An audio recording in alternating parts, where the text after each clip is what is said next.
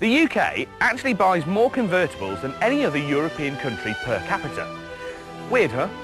The one place with the most depressed climate is the one that lives in hope that one day you'll be able to fling back that roof and make like you're on the Riviera, when actually, you're in Reading. And it's drizzling. Which is why Mazda thought they'd give us a best of both worlds scenario. They've swapped the ragtop for a folding hardtop on their iconic MX-5 and given us the Roadster Coupe. Coupe convertibles. See, these days, a convertible really isn't the done thing unless you can fan a wodge of metal above your head, because no matter how good a fabric hood is, it doesn't provide that kind of psychological sense of security that a metal one provides. But I'm not convinced. See, the reason why I'm not too sure about this whole coupe roof business is because that wonderful flock back and basque fabric hood that they used to have before is just so perfect. You could work it with one hand, it wasn't likely to break, and it just suited the keep it simple stupid philosophy of the MX-5. I mean, even in this latest generation, you've still got a 2-litre 4-pot motor driving the rear wheels through a manual box. It's a wonderfully unfussy take on what a decent drive should be, and the roof was part of that ideal.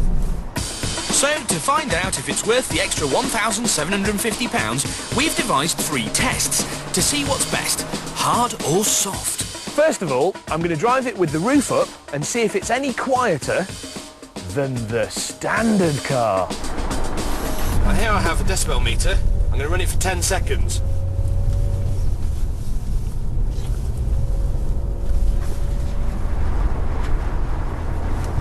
Okay, an average of 72.1 decibels. Now it's time to try the good old hardtop and see if it's any quieter.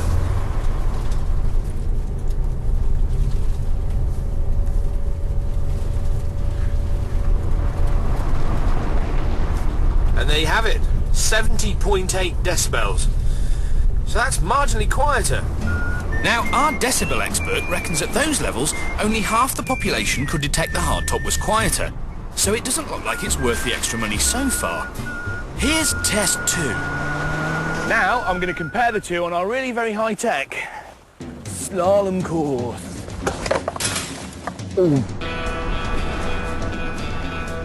Good turn in, just nice and smoothly through, and it just feels exactly how an MX-5 should.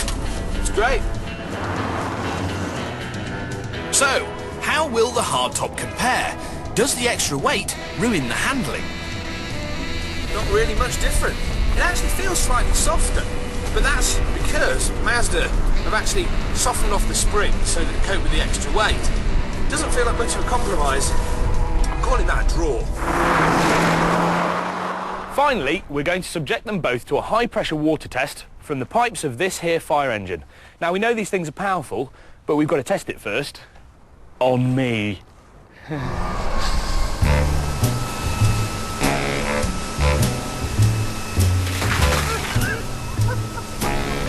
Let's go check for leaks. It's fine, but it's noisy. The roof's bobbling up and down with the water. It's definitely not leaking, but it's just like being in a tent in a rainstorm. Here we are in the Roadster Coupe. You can still hear the rain on the windscreen, but it's not drumming on the roof. It's a definite psychological feeling of security.